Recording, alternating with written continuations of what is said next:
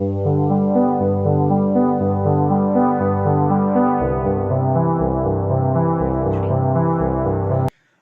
You all. ഇന്നത്തെ എന്റെ വീഡിയോയിൽ ഞാൻ അവതരിപ്പിക്കാൻ പോകുന്നത് ബെർണോളിസ് തിയറം എന്ന ടോപ്പിക്കാണ്. മെക്കാനിക്സ് ഓഫ് ഫ്ലൂയിഡിന്റെ തേർഡ് പാർട്ടാണ് നമ്മൾ ഇന്ന് ഡിസ്കസ് ചെയ്യാൻ പോകുന്നത്. ഫ്ലൂയിഡിലെ ഏറ്റവും ഇമ്പോർട്ടന്റ് ആയിട്ടുള്ള ടോപ്പിക് ഏതാണെന്ന് ചോദിച്ചാൽ നിസ്സംശയം പറയാം ബെർണോളിസ് തിയറം ആണ്. ബെർണോളിസ് തിയറം പറയുന്നതിന് മുന്നേ ഞാൻ മറ്റൊരു സ്ഥലത്തേക്ക് പോവാണ്. Law of conservation of energy, work energy and power എന്ന ചാപ്റ്ററിൽ നമ്മൾ പഠിച്ച ക്വാണ്ടിറ്റി. ഏറ്റവും സിമ്പിൾ ആയിട്ട് law of conservation of energy എന്താന്ന് ചോദിച്ചാൽ KE plus PE equal to a constant. Kinetic energy plus potential energy equal to a constant. ഇതാണ് നമ്മൾ ഉത്തരം പറയാം.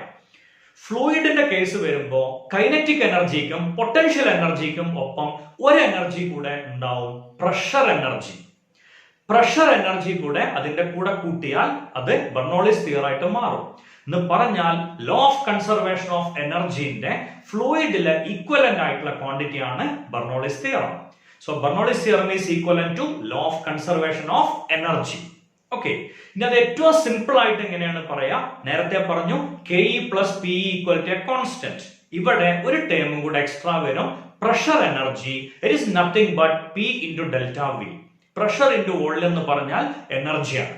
So sum of pressure energy, kinetic energy and potential energy of a fluid flow remains constant. ആദ്യത്തെ area Bernoulli's theorem നമുക്ക് എവിടെയാണ് ഉപയോഗിക്കാൻ പറ്റുക? Stream line flow ആയിരിക്കണം, ഇൻകംപ്രസിബിൾ ഫ്ലൂയിഡ് ആയിരിക്കണം, നോൺ വിസ്കസ് ആയിരിക്കണം. ഈ മൂന്ന് കണ്ടീഷൻ ഉണ്ടെങ്കിൽ മാത്രമേ ബെർണോളിസ് തിയറം അപ്ലൈ ചെയ്യാൻ പാടുള്ളൂ. നോൺ വിസ്കസ് ആയിരിക്കണം, ഇൻകംപ്രസിബിൾ ആയിരിക്കണം, അതേപോലെ തന്നെ സ്ട്രീം ലൈൻ ഫ്ലോ ആയിരിക്കണം. ലിക്വിഡിൽ ബെർണോളിസ് തിയറം പറ്റും, അതേസമയം ഗ്യാസിൽ ഒരു എക്സ്റ്റെന്റ് വരെ മാത്രമേ ബെർണോളിസ് തിയറം നമുക്ക് അപ്ലൈ ചെയ്യാൻ പറ്റുള്ളൂ. അതിന്റെ കാരണം ഗ്യാസ് മോളിക്യൂൾസ് ആർ കംപ്രസിബിൾ. അതുകൊണ്ട് തന്നെ ഒരു എക്സ്റ്റെന്റ് വരെ we can use Bernoulli's theorem. Okay, ഇനി ആ തിയറം എക്സ്പ്ലെയിൻ ചെയ്യുന്നതിന് വേണ്ടി ഞാൻ ഇവിടെ ഒരു ഷേപ്പ് വരച്ചിട്ടുണ്ട്, അല്ലെങ്കിൽ ഒരു ഡിവൈസ് വരച്ചു വെച്ചിട്ടുണ്ട്. അതിന് രണ്ട് ഏരിയ ഓഫ് ക്രോസ് സെക്ഷൻ ആണ്. ഒന്ന് വലിയ ഏരിയ A1, രണ്ടാമത്തെ ചെറിയ ഏരിയ A2. A1 എന്നുള്ള ഏരിയയിലൂടെ ലിക്വിഡ് എൻറ്റർ ചെയ്യണം, അല്ലെങ്കിൽ ഫ്ലൂയിഡ് എൻറ്റർ ചെയ്യണം. A2 എന്നുള്ള റീജിയനിൽ നിന്ന് ഫ്ലൂയിഡ് പുറത്തേക്ക് വരണം. A1ലൂടെ ലിക്വിഡ് എൻറ്റർ ചെയ്യുന്ന വെലോസിറ്റി V1, A2വിൽ നിന്ന് ലിക്വിഡ് എമർജ് ചെയ്യുന്ന വെലോസിറ്റി V2. ഒരു കാര്യം ഉറപ്പാണല്ലോ, ഇക്വേഷൻ ഓഫ് കണ്ടിന്യൂറ്റി പ്രകാരം ഏരിയ കൂടിയാൽ വെലോസിറ്റി കുറയും, ഏരിയ കുറഞ്ഞാൽ വെലോസിറ്റി കൂടും. അപ്പോ ചെറിയ വെലോസിറ്റിയിൽ നിന്ന് വലിയ വെലോസിറ്റിയിലേക്കാണ് ഈ ഫ്ലോ മൂവ് ചെയ്യുന്നത്. വെലോസിറ്റിക്ക് മാറ്റമുണ്ട്. വെലോസിറ്റിന്റെ മാറ്റത്തിന്റെ പേരെന്താ? ആക്സിലറേഷൻ. സോ ഇവിടെ ആക്സിലറേഷൻ ഉണ്ട്. A mass moving with an acceleration, there must be force. ആ ഫോഴ്സ് ഫ്ലൂയിഡിനെ ഒരു എൻഡിൽ നിന്ന് മറ്റേ എൻഡിലേക്ക് മൂവ് ചെയ്യിക്കുകയാണ്. So there must be work done. ഈ വർക്ക് ഡൺ കാണാനുള്ള ഡിഫറെന്റ് ഇക്വേഷൻസ് ആണ് നമ്മൾ ഇവിടെ നോക്കുന്നത്. പ്രഷർ എനർജി ഡിഫറൻസ് കാരണം, അല്ലെങ്കിൽ ഇവിടുത്തെ ചോദ്യം, ഈ പോയിന്റിൽ നിന്ന് ഇവിടേക്ക് ലിക്വിഡിനെ ആരാണ് മൂവ് ചെയ്യിച്ചത്? ആരാണ് അതിനുള്ള ഫോഴ്സ് കൊടുത്തത്? Due to pressure difference. Okay, so work done due to pressure difference or pressure energy, it is nothing but P1 minus P2 into delta V. A1ലെ പ്രഷർ P1, A2ലെ pressure P2. So work done due to pressure energy is P1 minus P2 into delta V. Change in kinetic energy. അതിലൊരു ചെറിയ quantity ഞാൻ introduce ചെയ്യാണ്. Mass is density into volume. നമുക്കറിയാം density എന്ന് പറഞ്ഞാൽ mass by volume. So mass equal to density into volume rho delta V. So change in kinetic energy. Kinetic energy half mv square. സ്വാഭാവികമായിട്ടും change in kinetic energy half into instead of mass raw delta V into V2 square minus V1 square. Change in potential energy. Potential energy നമുക്കറിയാം mgh. മാസിന് പകരം raw delta V. So change in potential energy is rho delta V into G into H2 minus H1. മാസിന് പകരം rho delta V. So മൂന്ന് equations കൃത്യമായിട്ട് നോക്കുക. ഇനി pressure difference ആണ് flow ഉണ്ടാക്കുന്നത് നമുക്കറിയാം. വിൻഡ് എങ്ങനെ ഉണ്ടാവുന്നു ചോദിച്ചാൽ നമ്മൾ പറഞ്ഞ ഉത്തരം എന്താണ്? ഹൈ പ്രഷറിൽ നിന്നും ലോ പ്രഷറിലേക്ക് എയർ ഫ്ലോ ചെയ്യണതാണ് വിൻഡ് എന്ന് പറയുന്നത്. സോ പ്രഷർ ഡിഫറൻസ് ആണ് എപ്പോഴും ഫ്ലൂയിഡിന് മൂവ്മെന്റ് പ്രൊഡ്യൂസ് ചെയ്യണത്. അതിന് ഏറ്റവും സിമ്പിൾ ആയിട്ടുള്ള മുന്നേ APMTക്ക് ചോദിച്ച ഒരു ചോദ്യം, ഇങ്ങനെ ഒരു പൈപ്പ്, ആ പൈപ്പിന്റെ സെന്ററിലായിട്ട് ഒരു ടാപ്പ് കണക്ട് ചെയ്യണം. രണ്ട് ബലൂണുകൾ ഈ പൈപ്പിൽ കണക്ട് ചെയ്തിട്ടുണ്ട്. ഒന്ന് വലിയ ബലൂൺ, ഒന്ന് ചെറിയ ബലൂൺ. രണ്ടിലും എയർ നിറച്ചിട്ടുണ്ട്. ഈ രണ്ട് ബലൂണുകൾ വെച്ചതിന് ശേഷം ടാപ്പ് ഓൺ ചെയ്താൽ എന്ത് സംഭവിക്കും? ഈ ചോദ്യം ഒരു നോർമൽ ക്ലാസ്സിൽ ഫ്ലൂയിഡ് പഠിപ്പിക്കുന്നതിന് മുന്നേ ചോദിച്ചാൽ കുട്ടികൾ ഉടൻ ഉത്തരം തരും, വലിയ ബലൂണിൽ നിന്ന് ചെറിയ ബലൂണിലേക്ക് എയർ ഫ്ലോ ചെയ്യും. ഏതുവരെ എന്നും കൂടിയും ചോദിച്ചാൽ രണ്ടിന്റെയും പ്രഷർ ഈക്വൽ ആവുന്നത് വരെ. അത് ശരി ഉത്തരം എന്നല്ല കേട്ടോ ഞാൻ പറഞ്ഞത്, കുട്ടികൾ പറയണ ആൻസർ എന്നാണ്. കുറെ കുട്ടികൾ പറയണ ആൻസർ. അതിന്റെ ശരി ഉത്തരം ചെറിയ ബലൂണിൽ നിന്നും വലിയ ബലൂണിലേക്കാണ് എയർ മൂവ് ചെയ്യുക. ചെറിയ ബലൂൺ വീണ്ടും ചെറുതാവും, വലിയ ബലൂൺ വീണ്ടും വലുതാവും. കാരണം ഈസിയാണ്. ഇതിലേതിലാണ് പ്രഷർ കൂടുക? പ്രഷർ എന്ന് പറഞ്ഞ ഫോഴ്സ് ബൈ ഏരിയ. സോ ഇവിടെ ഏരിയ കുറവാണ്, അവിടെ പ്രഷർ കൂടും. ഇവിടെ ഏരിയ കൂടുതലാണ്, പ്രഷർ കുറയും. സോ പ്രഷർ കൂടിയ ഭാഗത്ത് പ്രഷർ കുറഞ്ഞ ഭാഗത്തേക്ക് എയർ മൂവ് ചെയ്യും. ഓക്കെ, സോ പ്രഷർ ഡിഫറൻസ് ആണ് മൂവ്മെന്റ് ഉണ്ടാക്കുന്നത്. It produce change in kinetic energy and it produce change in potential energy. As per work energy theorem, W equal to delta KE plus delta PE. W ന്റെ equation നമ്മൾ ഇവിടെ എഴുതിയിട്ടുണ്ട്. Change in kinetic energy എഴുതിയിട്ടുണ്ട്, change in potential energy എഴുതിയിട്ടുണ്ട്. മൂന്നും അതിന്റെ സ്ഥാനത്ത് substitute ചെയ്യാം. അങ്ങനെ എഴുതി നോക്കുമ്പോൾ നമുക്കൊരു കാര്യം ക്ലിയർ ആവും, എല്ലാ ക്വാണ്ടിറ്റിയിലും ഡെൽറ്റ വി വരുന്നുണ്ട്. So we can cancel delta V from each time. Then നമുക്ക് ഇക്വേഷൻ കിട്ടും P1 minus P2 equal to half rho V2 square. ഇതിനെ എക്സ്പാൻഡ് ചെയ്തു, minus half rho V1 square. ഇതിനെ എക്സ്പാൻഡ് ചെയ്യുമ്പോൾ ഡെൽറ്റ വി ക്യാൻസൽ ആവും, rho GH2 minus rho GH1. അതില് കുറെ ക്വാണ്ടിറ്റികൾ plus ആണ്, കുറെ ക്വാണ്ടിറ്റികൾ മൈനസ് ആണ്. എല്ലാം പോസിറ്റീവ് ആക്കണം. To make all quantity positive rearrange ചെയ്യാം. അങ്ങനെ റീഅറേഞ്ച് ചെയ്യുമ്പോൾ നമുക്ക് ഇങ്ങനെ ഒരു ഇക്വേഷൻ കിട്ടും. ആ ഇക്വേഷന്റെ ലെഫ്റ്റ് സൈഡ് കംപ്ലീറ്റ് വണ്ണുകളാണ്, റൈറ്റ് സൈഡ് കംപ്ലീറ്റ് ടൂകളാണ്. അങ്ങനെയാണെങ്കിൽ ആ ക്വാണ്ടിറ്റി കോൺസ്റ്റന്റ് നമുക്ക് പറയാം. കഴിഞ്ഞ ഇക്വേഷൻ ഓഫ് കണ്ടിന്യൂറ്റിയിൽ നമ്മൾ പഠിച്ചു A1 V1 equal to A2 V2 വരുമ്പോൾ AV equal to a constant. അതേപോലെ നമുക്ക് എഴുതാം P plus half rho V square plus GH equal to a constant. Equation നോക്കിയാൽ വളരെ സിമ്പിൾ ആയിട്ട് നമുക്ക് എഴുതാൻ പറ്റും. ഇനി ഇതിനെ നമ്മൾ വിളിക്കുന്ന പേരാണ് ബെർണോളിസ് തിയറം. എല്ലാ ക്വാണ്ടിറ്റിനെയും റോ കൊണ്ട് ഡിവൈഡ് ചെയ്താൽ we will get the answer P by rho plus half V square plus GH equal to a constant. P by rho നെ വിളിക്കുന്ന പേരാണ് pressure head, half V square നെ വിളിക്കുന്ന പേരാണ് വെലോസിറ്റി ഹെഡ്, GH നെ വിളിക്കുന്ന പേരാണ് പൊട്ടൻഷ്യൽ ഹെഡ്.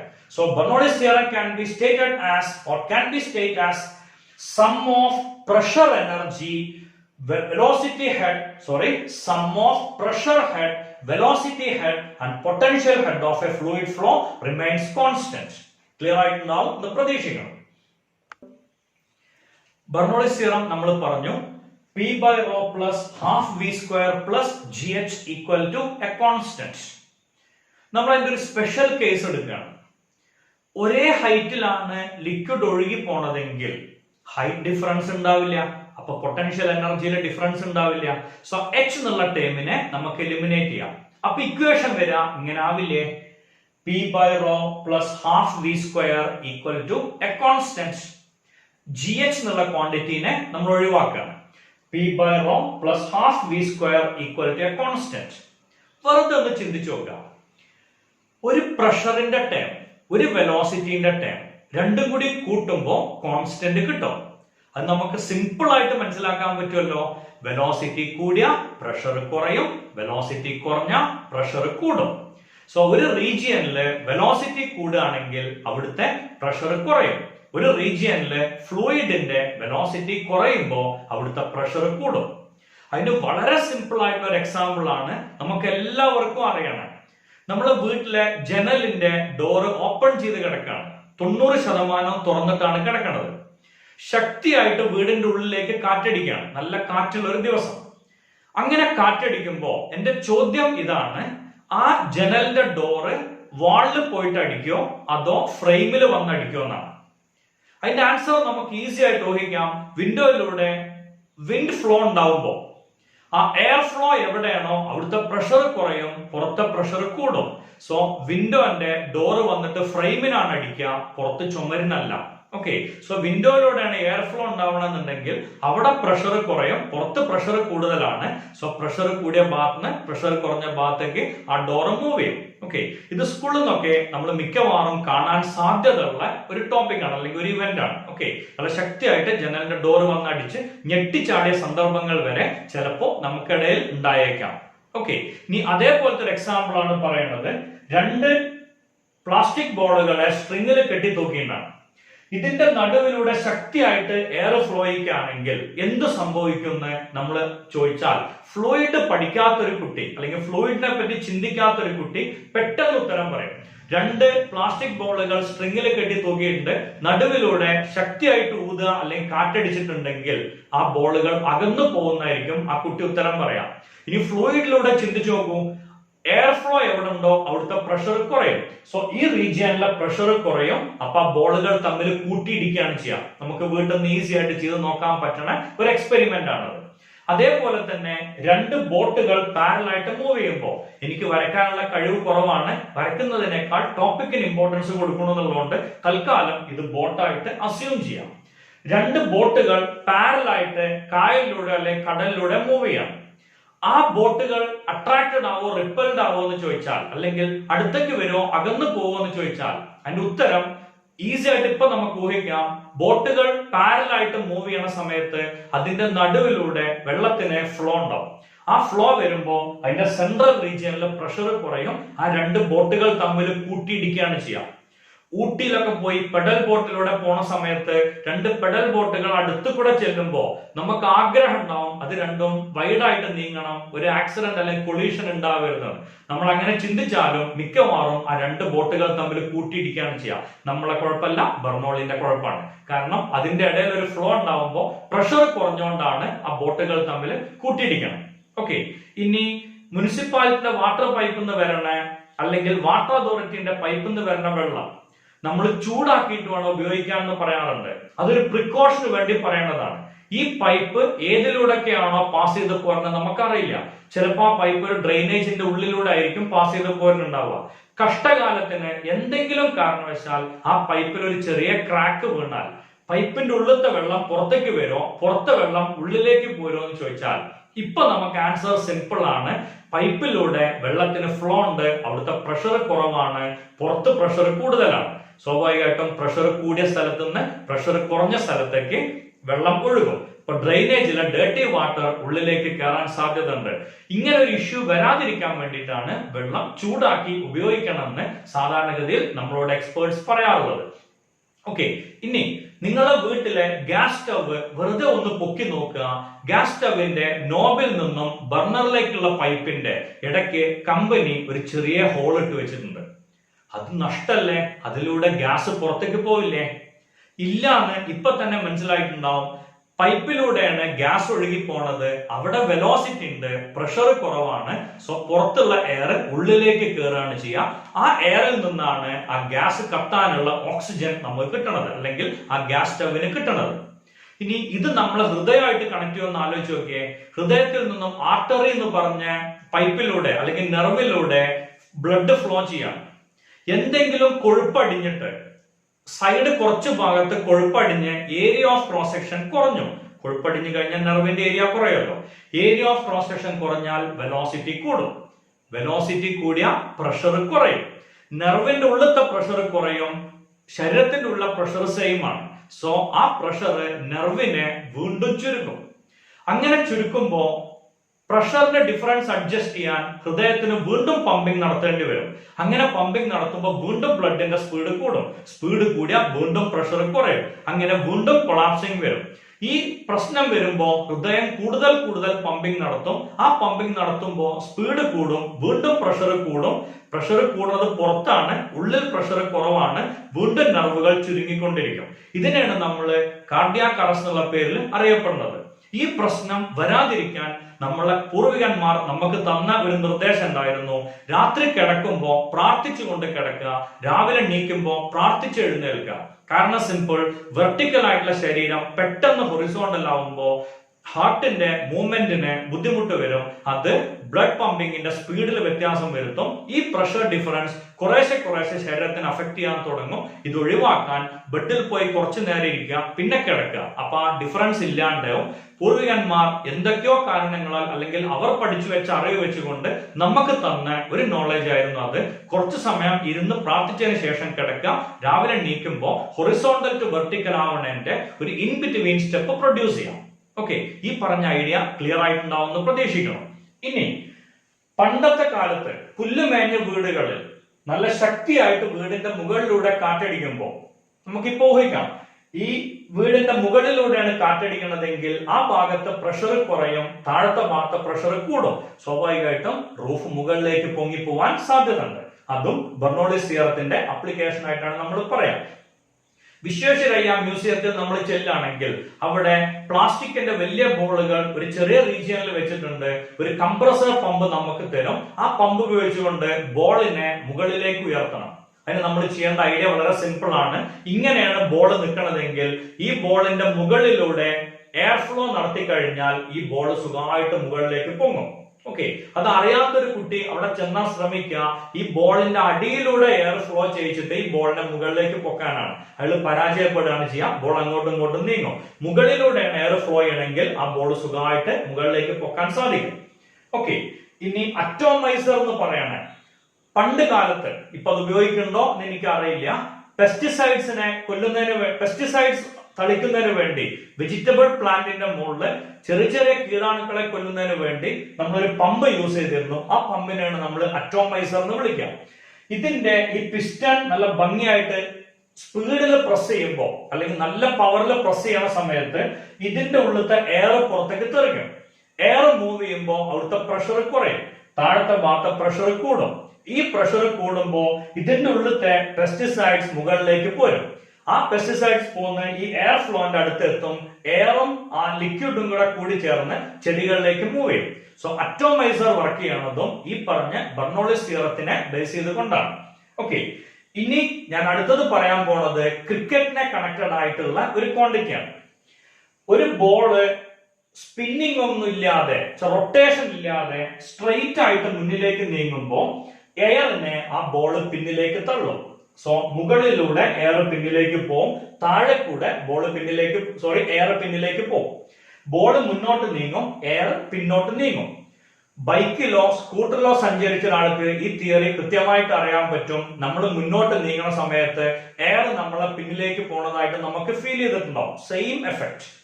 ഇനി മുന്നോട്ട് നീങ്ങണ ബോളിന് ഒരു റൊട്ടേഷൻ, മുകളിലേക്ക് ഒരു റൊട്ടേഷൻ പ്രൊഡ്യൂസ് ചെയ്യാൻ സാധിച്ചാൽ, ഇവിടെ ഞാൻ കാണിച്ചിട്ടുണ്ട്, ബോള് മുന്നോട്ട് നീങ്ങുമ്പോൾ എയർ പിന്നിലേക്ക് നീങ്ങും. ബോളിന്റെ റൊട്ടേഷൻ കാരണം താഴെ വലത്തോട്ടും മുകളിൽ ഇടത്തോട്ടും ഒരു എയർ ഫ്ലോ കൂടെ ഉണ്ടാവും. ഇവിടെ രണ്ട് ഡിറക്ഷൻ ആണ് എയർ ഫ്ലോക്ക്, അവിടുത്തെ വെലോസിറ്റി കുറയും. ഇവിടെ ഒരു ഡിറക്ഷൻ ആണ് വെലോസിറ്റിക്ക്, അവിടെ വെലോസിറ്റി കൂടും. ഞാൻ ആ ഫിഗറിൽ കൊടുത്തിട്ടുണ്ട്. ഇത് ചെറിയ വെലോസിറ്റി, ഇത് വലിയ വെലോസിറ്റി. എവിടെയാണോ ചെറിയ വെലോസിറ്റി അവിടുത്തെ പ്രഷർ കൂടുതലായിരിക്കും. എവിടെയാണോ വലിയ വെലോസിറ്റി അവിടുത്തെ പ്രഷർ കുറവായിരിക്കും. സോ പ്രഷർ കൂടിയ ഭാഗത്ത് നിന്ന് പ്രഷർ കുറഞ്ഞ ഭാഗത്തേക്ക് ബോൾ മൂവ് ചെയ്യും. സോ ബോള് കുറേശ്ശെ മുകളിലേക്ക് പൊങ്ങാൻ തുടങ്ങും. ഈ എഫക്റ്റിനെയാണ് നമ്മൾ സ്വിംഗിങ് എന്നുള്ള പേരിട്ട് വിളിച്ചിരുന്നത്. സ്വിംഗ് ബൗളിംഗ് നമുക്കറിയാം. എക്സാക്ട് വെർട്ടിക്കൽ ആയിട്ട് ബോൾ റൊട്ടേറ്റ് ചെയ്യുകയാണെങ്കിൽ ആ ബോള് മുകളിലേക്ക് പോകും. അപ്പോ കുറച്ച് ചെരിഞ്ഞിട്ടാണ് ആ ബോൾ റൊട്ടേറ്റ് ചെയ്യണമെങ്കിൽ ആ ബോൾ സൈഡിലേക്ക് നീങ്ങും. ഹൊറിസോണ്ടൽ റൊട്ടേഷൻ ആണ് ബോളിന് പ്രൊവൈഡ് ചെയ്യാൻ പറ്റിയതെങ്കിൽ ആ ബോള് ലെഫ്റ്റിലേക്കോ റൈറ്റിലേക്കോ നീങ്ങും. അതിനെയാണ് നമ്മൾ സ്പിൻ ബൗളിംഗ് എന്ന് പറഞ്ഞിരുന്നത്. സോ ഈ തിയറി വർക്ക് ചെയ്യുന്നത് അല്ലെങ്കിൽ ഈ സംഭവം വർക്ക് ചെയ്യുന്നതും ബെർണോളിസ് പ്രിൻസിപ്പിൾ വെച്ചിട്ടാണ്. സോ നേരത്തെ ഞാൻ പറഞ്ഞ ഐഡിയ ക്ലിയർ ആയിട്ടുണ്ടാവുമെന്ന് പ്രതീക്ഷിക്കണം. ഒരു ബോള് വെർട്ടിക്കലി അപ്വേർഡ് ആണ് റൊട്ടേഷൻ എന്നുണ്ടെങ്കിൽ ആ ബോൾ മുകളിലേക്ക് പോവും. ഒന്ന് ചെരിഞ്ഞിട്ടാണ് റൊട്ടേറ്റ് ചെയ്യണമെങ്കിൽ ആ ബോൾ മുകളിലേക്കും പോവും, സൈഡിലേക്കും പോവും. നമുക്കറിയാം ഓസ്ട്രേലിയയുടെ ഗ്ലെൻ മഗ്രാത്ത് ഒക്കെ സ്വിംഗ് ബൗളിംഗിൽ ഏറ്റവും ഫേമസ് ആയിട്ടുള്ള ബൗളർമാരിൽ ഒരാളാണ്. ഓക്കെ, സോ ബോൾ ഇങ്ങനെ ചെരിഞ്ഞ് മുകളിലേക്ക് പോകുമ്പോഴാണ് നമ്മൾ അതിനെ സ്വിംഗിംഗ് എന്ന് വിളിക്കുക. ബോള് ഇങ്ങനെ റൊട്ടേറ്റ് ചെയ്യുമ്പോൾ ആ ബോള് ഒരു സൈഡിലേക്ക് നീങ്ങും, ഇങ്ങനെ റൊട്ടേറ്റ് ചെയ്യുമ്പോൾ ആ ബോള് ഓപ്പോസിറ്റ് സൈഡിലേക്ക് നീങ്ങും. ഈ എഫക്റ്റിനെ നമ്മൾ വിളിക്കുന്ന പേരാണ് മാഗ്നസ് ഇഫക്റ്റ്. സോ എന്താണ് മാഗ്നസ് ഇഫക്റ്റ് എന്ന് ചോദിച്ചാൽ, the deviation in the path of ball due to spinning is called Magnus effect. Deviation in the path of ball due to spinning is called Magnus effect. Spinning കാരണം ബോളിന്റെ പാത്തിൽ ഉണ്ടാവുന്ന deviation, ഈ ഡീവിയേഷനെ നമ്മൾ വിളിക്കുന്ന പേരാണ് Magnus effect. ഇനി ഈ പറഞ്ഞതിന്റെ വേറൊരു രൂപമാണ് ലിഫ്റ്റിംഗ് ഓഫ് എയർക്രാഫ്റ്റ് എന്ന് പറയുന്നത്. ലിഫ്റ്റിംഗ് ഓഫ് എയർക്രാഫ്റ്റിനെ നമ്മൾ വിളിക്കുന്ന പേരാണ് എയറോഫോയിൽ. ഫ്ലൈറ്റിൽ യാത്ര ചെയ്ത ഒരാൾക്ക് അറിയാം, ഫ്ലൈറ്റ് ടേക്ക് ഓഫ് ചെയ്യുമ്പോഴും ഫ്ലൈറ്റ് ലാൻഡ് ചെയ്യുമ്പോഴും അതിന്റെ വിങ്സിന്റെ ബാക്ക് പാർട്ടിന് ഒരു മൂവ്മെന്റ് ഉണ്ടാവാറുണ്ട്. ഓക്കെ, അതില് വളരെ ഈസി ആയിട്ട് നമുക്കത് എക്സ്പ്ലെയിൻ ചെയ്യാൻ സാധിക്കും. ഒരു ഫ്ലൈറ്റ് ടേക്ക് ഓഫ് ചെയ്യുമ്പോൾ ഓക്കെ, ഇങ്ങനെയാണ് സാധാരണ വിങ്സ് ഉണ്ടാവുക. നമുക്കറിയാം, അതിന്റെ വിൻഡോ സീറ്റിൽ പോയിരുന്നാൽ അല്ലെങ്കിൽ പുറത്തുനിന്ന് കാണുമ്പോൾ അതിന്റെ വിങ്സ് ഇങ്ങനെയാണ് ഉണ്ടാവുക.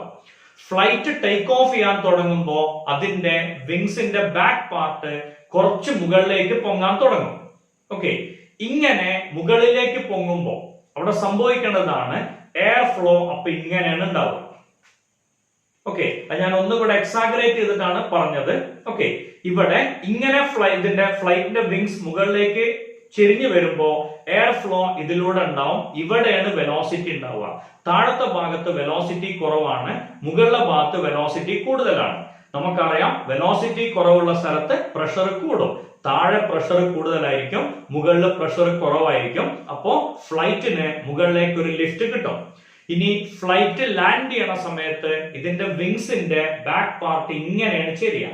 ഇപ്പൊ വെലോസിറ്റി ഇങ്ങനെയാണ് ഉണ്ടാവുക. ഓക്കെ, അങ്ങനെ വെലോസിറ്റി ഉണ്ടാവുമ്പോ ഈ വെലോസിറ്റി കൂടുതൽ, ഇവിടുത്തെ വെലോസിറ്റി കുറവ്. സ്വാഭാവികമായിട്ടും ഇവിടെ പ്രഷർ കൂടുതൽ, താഴെ പ്രഷർ കുറവ്. ഫ്ലൈറ്റ് താഴേക്ക് ഒരു മൂവ്മെന്റ് ഉണ്ടാവും. ഓക്കെ, സോ ഈ വിങ്സിന്റെ മൂവ്മെന്റ്സിലാണ് ഫ്ലൈറ്റിന് മുകളിലേക്കും താഴേക്കും ലിഫ്റ്റ് കിട്ടുന്നത്. ഇനി ഇതേ കേസ് നിങ്ങൾക്ക് ഊഹിക്കാം എങ്ങനെ അതിന്റെ സൈഡിലേക്കുള്ള മൂവ്മെന്റ് ഉണ്ടാവും എന്നുള്ളത്. സൈഡിലേക്കുള്ള മൂവ്മെന്റ് വരണമെങ്കിലും ഇതേ എഫക്ട് തന്നെയാണ് പ്രൊഡ്യൂസ് ചെയ്യുക. അതിന്റെ വിങ്സ് സൈഡിലേക്ക് ചെരിയാനുള്ള എബിലിറ്റി ഉണ്ടാക്കിയാൽ മതി. ഇനി ഇതേ എഫക്ട് തന്നെയല്ലേ നമ്മളുടെ ഊട്ടിയിലെ പെഡൽ ബോട്ടിന്റെ ഡയറക്ഷൻ മാറ്റാൻ നമ്മൾ യൂസ് ചെയ്യണത്. അതിന്റെ ഗിയർ പോലുള്ള ഒരു സംഭവം അല്ലെങ്കിൽ ഒരു ലിവർ തന്നിട്ടുണ്ടാവും. ആ ലിവർ നമ്മൾ നീക്കുമ്പോൾ ബോട്ടിന്റെ ഡയറക്ഷൻ ചെരിയും. കാരണം അതിന്റെ താഴെയുള്ള വെള്ളത്തിന്റെ ഫ്ലോനെ ഒരു ഭാഗത്തേക്ക് നീക്കും. അവിടുത്തെ പ്രഷറിൽ വ്യത്യാസം വരും, ബോട്ട് കറസ്പോണ്ടിങ് ആയിട്ട് നീങ്ങും. ഓക്കെ, സോ ഈ എഫക്ട് പ്രൊഡ്യൂസ് ചെയ്യണം, അല്ലെങ്കിൽ ഇതിനെ ഫ്ലൈറ്റ് മുകളിലേക്ക് പോകുന്ന എഫക്റ്റിനെയാണ് നമ്മൾ എയറോഫോയിൽ എന്നുള്ള പേരിട്ട് വിളിക്കുന്നത്. അതിന്റെ വിങ്സിന്റെ മൂവ്മെന്റ് കൊണ്ട് ഫ്ലൈറ്റിന് ലിഫ്റ്റ് പ്രൊവൈഡ് ചെയ്യാം. അപ്പൊ അറിയാണ്ട് നമുക്കൊരു ഡൗട്ട് വരും, ഒരു ഫ്ലൈറ്റിനെ പൊക്കാൻ മാത്രം ഡിഫറൻസ് ഒക്കെ ഇങ്ങനെ ഉണ്ടാക്കാൻ പറ്റുമോ? നമ്മളുടെ ബുക്കിൽ തന്നെ കൊടുത്തിട്ടുണ്ട്, ഒരു ബോയിങ് വിമാനം, അതിന്റെ വെയിറ്റ് NCERT ടെക്സ്റ്റ് ബുക്കിൽ കൊടുത്തത് 3.3 into 10⁵ കിലോഗ്രാം ആണ്. 3 lakh കിലോഗ്രാം. അത്രയും വെയിറ്റിൽ ഒരു ജംബോ ജെറ്റിന് അല്ലെങ്കിൽ ബോയിങ് വിമാനത്തിനെ മുകളിലേക്ക് പൊക്കാൻ അല്ലെങ്കിൽ സ്റ്റഡി ആയിട്ട് മൂവ് ചെയ്യിക്കാൻ വേണ്ട പ്രഷർ ഡിഫറൻസ് ഉണ്ടാക്കാൻ എത്ര ആയിരിക്കും വെലോസിറ്റിയിൽ ചേഞ്ച് വരേണ്ടത്? അതിന്റെ ആൻസർ NCERT ടെക്സ്റ്റ് ബുക്കിൽ കൊടുത്തിട്ടുണ്ട്, ജസ്റ്റ് 8% ആണ്. 8% ചേഞ്ച് വന്നാൽ തന്നെ, വെലോസിറ്റിയിൽ ചേഞ്ച് വന്നാൽ തന്നെ അതിനെ ഒരു സ്ഥലത്ത് നിർത്താനുള്ള പ്രഷർ എന്ന് പറഞ്ഞാൽ സ്റ്റഡി ആയിട്ട് നിർത്താനുള്ള പ്രഷർ പ്രൊഡ്യൂസ് ചെയ്യാൻ സാധിക്കും എന്നുള്ളതാണ് അവിടെ പറയുന്നത്. ഓക്കെ, ഇനി അടുത്ത അതൊരു എക്സാമ്പിൾ ആണ്, അല്ലെങ്കിൽ അടുത്ത ഇമ്പോർട്ടന്റ് ആയിട്ടുള്ള തിയറങ്ങളിൽ ഒന്നാണ് velocity of a flux or Torricelli's theorem. Torricelli's theorem explain ചെയ്യാൻ ഏറ്റവും എളുപ്പം, ഒരു കണ്ടെയ്നറിൽ ലിക്വിഡ് നിറച്ചിട്ടുണ്ട്. ആ കണ്ടെയ്നറിന്റെ ഏതോ പോയിന്റിൽ ഒരു ടാപ്പ് ഫിറ്റ് ചെയ്തിട്ടുണ്ട്. ആ ടാപ്പ് തുറക്കുമ്പോൾ അതിൽ നിന്ന് പുറത്തേക്ക് വരുന്ന വെള്ളത്തിന്റെ വെലോസിറ്റി. ഓക്കെ, ആ ടാപ്പ് തുറക്കുന്ന സമയത്ത് അതിൽ നിന്ന് പുറത്തേക്ക് വരുന്ന വെള്ളത്തിന്റെ വെലോസിറ്റി, ആ വെലോസിറ്റി ഈ വാട്ടർ ലെവലിന്റെ ഏറ്റവും മുകളിൽ നിന്ന് ഒരു ഓബ്ജക്റ്റിനെ ഫ്രീ ആയിട്ട് താഴേക്ക് ഇട്ടാൽ അത് ആ പോയിന്റിൽ എത്തുമ്പോൾ ഉണ്ടാവുന്ന സെയിം വെലോസിറ്റി ആയിരിക്കും. ഈ വാട്ടർ ലെവലിന്റെ ഏറ്റവും ടോപ്പ് പോയിന്റ് ഒരു ബോളിനെ താഴേക്ക് ഇടാം. ആ ബോൾ ഏറ്റവും താഴത്തെ പോയിന്റിൽ എത്താണ്, മീൻസ് ആ ടാപ്പിന്റെ അടുത്ത് എത്തുമ്പോൾ അതിന് എന്ത് വെലോസിറ്റി ഉണ്ടാവുമോ അതേ വെലോസിറ്റിയാണ് ഈ ടാപ്പിൽ നിന്ന് പുറത്തേക്ക് ഒഴുകണ വെള്ളത്തിന്റെ വെലോസിറ്റി. നമുക്കറിയാം ഒരു ഫ്രീലി ഫോളിംഗ് ബോഡിന്റെ വെലോസിറ്റി കാണാനുള്ള equation v equal to √2gh. So √2gh ന്റെ വാല്യൂ എത്രയാണോ അതന്നെ ആയിരിക്കും ഇവിടുന്ന് പുറത്തേക്ക് ഒഴുകണ വെള്ളത്തിന്റെ വെലോസിറ്റി. ഇനി അത് പറയാൻ ഏറ്റവും സിമ്പിൾ ബെർണോളിസ് തിയറത്തിൽ നമുക്ക് അപ്ലൈ ചെയ്യാൻ പറ്റുന്ന മെത്തേഡുകൾ. ഈ ലിക്വിഡ് റെസ്റ്റിലാണ്. പാസ്കൽസ് ലോ പ്രകാരം ഫ്ലൂയിഡ് റെസ്റ്റിലാണെങ്കിൽ അതിൽ എക്സേർട്ട് ചെയ്യുന്ന പ്രഷർ സെയിം ആയിരിക്കും. ഇവിടെയും അറ്റ്മോസ്ഫറിക് പ്രഷർ ആണ്, ഇവിടെയും അറ്റ്മോസ്ഫറിക് പ്രഷർ ആണ്. സോ സെയിം പ്രഷർ ആണെങ്കിൽ we can eliminate the quantity pressure. So പ്രഷറിന്റെ ശല്യം ഇല്ല. മുകളിലത്തെ ഭാഗത്ത് ലിക്വിഡിന് ഹൊറിസോണ്ടൽ വെലോസിറ്റി ഇല്ല. സോ v2 എന്നുള്ള ക്വാണ്ടിറ്റിനെ 0 എന്ന് എടുക്കുക. അപ്പൊ ഇക്വേഷൻ എങ്ങനെയാണ് വരിക? p/ρ അത് ഉണ്ടാവില്ല, നമുക്കറിയാം, തിയറിക്ക് വേണ്ടി മാത്രം എഴുതി. Plus half v1² plus gh1 equal to p/ρ plus half v2² plus gh2. h2 എന്ന് പറഞ്ഞാൽ ലിക്വിഡിന്റെ ടോപ്പ് പോയിന്റ് വരെയുള്ള ഹൈറ്റ് ആണ്. h1 എന്ന് പറഞ്ഞാൽ ടാപ്പ് വരെയുള്ള ഹൈറ്റ് ആണ്. ഇനി v2 എന്ന് പറഞ്ഞ ക്വാണ്ടിറ്റി 0 ആണ്, പ്രഷർ എന്ന് പറഞ്ഞ ക്വാണ്ടിറ്റി ഇല്ല. അപ്പൊ ഇക്വേഷൻ വരിക half v² equal to g into h2 minus h1. നമുക്ക് വേണ്ടത് ഈ ടാപ്പിൽ നിന്ന് പുറത്തേക്ക് ഒഴുകണ വെള്ളത്തിന്റെ വെലോസിറ്റിയാണ്. ആ വെലോസിറ്റിയാണ് v1. So v1 equal to √2g into h2 minus h1. ഇതാണ് ടോറിസെല്ലിസ് തിയറം പറയുന്നത്. Velocity of liquid coming out from a tank must be equal to the velocity of a freely falling body which is dropped from the top level of the liquid. ഇതിനെയാണ് ടോറിസെല്ലിസ് theorem അല്ലെങ്കിൽ velocity of efflux എന്ന് പറയുന്നത്. Okay, ഇതില് ഈ tap വെച്ചിരുന്നത് ഏറ്റവും താഴത്തെ point ആണെങ്കിൽ h1 എന്ന് പറഞ്ഞ ക്വാണ്ടിറ്റി ഉണ്ടാവില്ല. അപ്പോ h2 എന്നുള്ളതിനെ നമുക്ക് h എന്ന് വിളിക്കാം. അങ്ങനെ വിളിക്കുകയാണെങ്കിൽ വെലോസിറ്റിയുടെ ഇക്വേഷൻ വരിക √2gh ആണ്. ഈ വാല്യൂ ആണ് നേരത്തെ ഞാൻ പറഞ്ഞ ഫ്രീലി ഫോളിംഗ് ബോഡിയുടെ ഇക്വേഷൻ. ബെർണോളിസ് തിയറത്തിന്റെ അടുത്ത ആപ്ലിക്കേഷൻ ആണ് വെന്റുറി മീറ്റർ. ഒരുപാട് ദൂരേക്ക് പൈപ്പിലൂടെ വെള്ളം അല്ലെങ്കിൽ എന്തെങ്കിലും ഫ്ലൂയിഡ് കൊണ്ടുപോകുമ്പോൾ അതിന്റെ ഫ്ലോക്ക് എന്തെങ്കിലും പ്രശ്നങ്ങൾ ഉണ്ടോ എന്ന് അറിയാൻ വേണ്ടി ഉപയോഗിക്കുന്ന ഡിവൈസിനെയാണ് നമ്മൾ വെന്റുറി മീറ്റർ എന്ന് പറയാം. കത്തി എന്ന് പറഞ്ഞ ഫിലിമിൽ നമ്മൾ കണ്ടിട്ടുണ്ടാവും, വിജയ് കുറെ പ്രായമായ ആളുകളെ കൂട്ടി വെള്ളത്തിന്റെ പൈപ്പിൽ കയറി ഇരുന്നു കൊണ്ട് വാട്ടർ ഫ്ലോ ബ്ലോക്ക് ചെയ്യണേ.